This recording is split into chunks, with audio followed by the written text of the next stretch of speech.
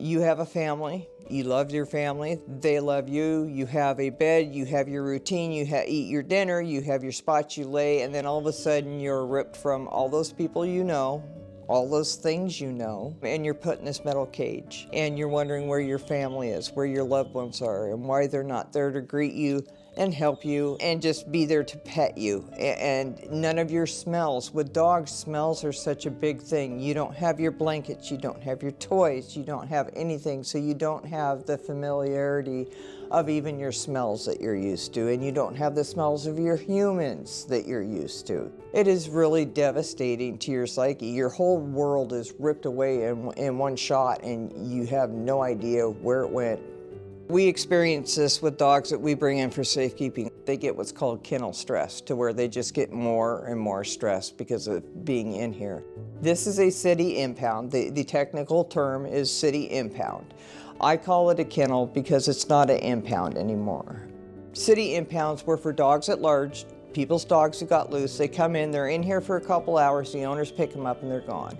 We actually now have more dogs either up for adoption or safekeeping than we have what impounds were made for, which was at large dogs.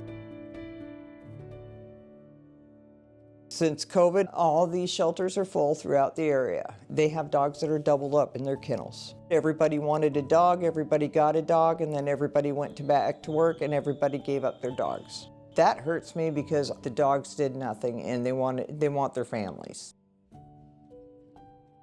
Debo had a family from the time he was a puppy, and they surrendered him because where they're moving to doesn't allow pets. Debo is always looking for his family. He's used to having children around him. He's used to having a family unit around him.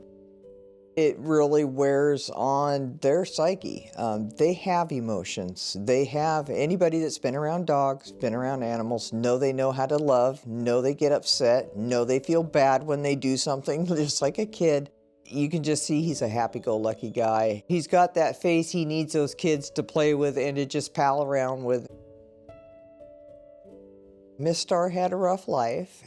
She was bred before she was 2 years old. She didn't have a steady home. And unfortunately, Star is a pity. They have that stigma behind them. This dog will do anything to please you. This dog loves you. She will play. She's smarter than heck. With Star especially, I see she's a people pleaser, and that's kind of in the pity breed. They just want to make you happy. They're all about making you happy. My goal since I've been lead volunteer here is to make sure that these animals, as far as the emotional part, are taken care of. They're happy, they're adjusted, and that's because I have great people here that take the time to make sure these dogs are getting the emotional contact and socialization they need. They need socialization instead of isolation. And with that, it makes the adoptability rate higher for them also. Foster homes are great because they do that socialization, and then when we have people that want to adopt, then you can see them naturally and how they're going to act in your home. Anybody that's owned a dog knows dogs have no agenda. They have no agenda other than they want to make you happy and they just want to be by your side, and that's what makes them happy. That's all that they need. Dogs are always forgiving. They have no ill feelings at all. And they forgive and they just want to love.